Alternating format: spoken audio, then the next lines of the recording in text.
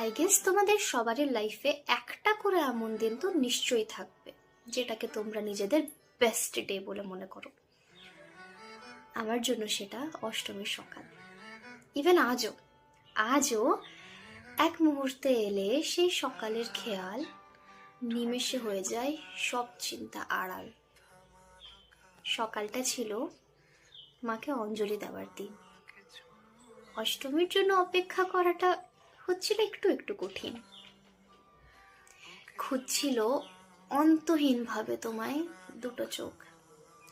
এতদিন পর দেখবে, পাবে সে আবার সুযোগ।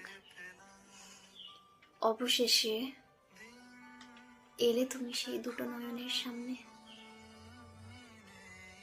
জমা মেঘ সরল, মনে যেন এলো প্রাণের আলো। এতদিন